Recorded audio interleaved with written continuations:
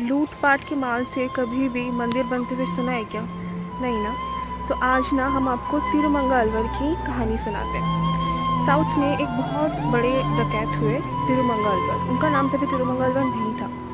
तो वो डकैती करते थे अपने साथियों के साथ मिल करके। उनके 4 साथी थे, तो टोटल 5 लोग मिल करके खूब चोरी डकैती किया करते थे। तो एक दिन यही इनके जो मेन पांडा है, ये व्यक्ति एक लड़की से मिले जो खूबसूरत सी थी, बगीचे में थी। और उनसे मिलने के बाद इसके मन में अचानक से आया कि लड़की तो सुंदर है, क्यों ना विवाह किया जाए इससे। तो वो जाते हैं उस लड़की के पास और पूछते हैं कि तुम्हारे पिता कौन है, तो मैं परमिशन लूँगा उनसे, क्योंकि मुझे तुम पसंद आ गई हो, हम तुमसे विवाह करना चाहते हैं। तो लड़की बोली, देखो मैं तो वैष्णव हूँ, मेरे पिता भी ब्राह्मण है, तो तुम्हें मुझसे विवाह करने के लिए तुम्हें भी वैष्णव होना पड़ेगा। तो लड़का बोलता है कि वैष्णव होने के लिए क्या करना पड़ता है? तो लड़की बोली कि देखो तुम सुबह उठो, उसके कुछ रिचुअल्स बताएं और ये बताया कि तुम हर दिन ना विष्णु सहस्त्र नाम का पाठ किया करो और बहुत सारे वैष्णवों को भोजन खिलाया करो। तो लड़का बोलता है बस इतना हो तो मैं कर दूंगा। तो अगले दिन से वो शुरू हो जाता है और अलग अलग वैष्णवों को वो बुलाता है और जितने भी उसने चोरी के पैसे इकट्ठा किए थे सभी से वो खिलाने लगता है। तब वो इस तरीके से धीरे धीरे वैष्णव को खिलाने लगा और हर दिन विष्णु सहस्त्र नाम का पाठ करने लगा। तो उसके हृदय में परिवर्तन आने लगा। हर दिन वो बहुत सारे वैष्णवों को बुलाता था और उन्हें भोजन खिलाता था।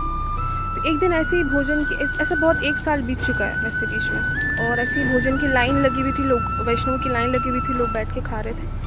तो ये परोस रहा था सबको। तो परोसते ना एक माता जी वहाँ पे बैठी थी, उसके पास आए और बोले माता जी करके संबोधन करके उनको भी खिलाता है।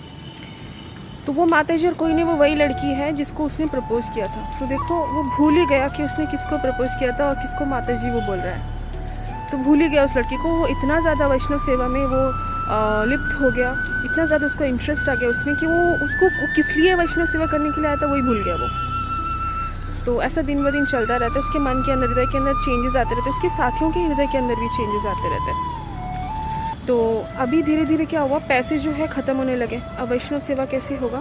तो इसके लिए भक्त उसके जो साथियों थे उन्होंने बताया कि देखो वहाँ पर सामने एक सेठ जी आने वाले अपनी पत्नी के साथ, खूब सारे बैलगाड़ियों में वो सोना वगैरह भर के लेके आ रहे हैं, तो क्यों ना हम लोग उनको जाके लूट लेते हैं। तो ये व्यक्ति कहता है कि अरे तो बहुत बढ़िया आइडिया है, क्यों ना लूटा जाए। तो ये सब लोग प्लान बना करके चलते हैं लूटने के लिए। तो जब वो लोग जाते हैं लूटने के लिए तो देखते एक बैलगाड़ी है जिसमें सेठ जी उनकी पत्नी के साथ है और सामने बहुत सारी बैलगाड़ी है, बहुत भरे भरे, उसके अंदर बहुत सारे सामान है। तो इसके दोस्त वगैरह जो लोग होते हैं तो सारे सामान वगैरह लूट के चले जाते हैं और ये जाता है उस बैलगाड़ी के अंदर, जाकर सेठ जी को बोलता है। वो सेठ जी लोग ऐसे साइड में नहीं, ऐसे चादर शॉल जैसा लगाते हैं, बोलते हैं उसको निकालो।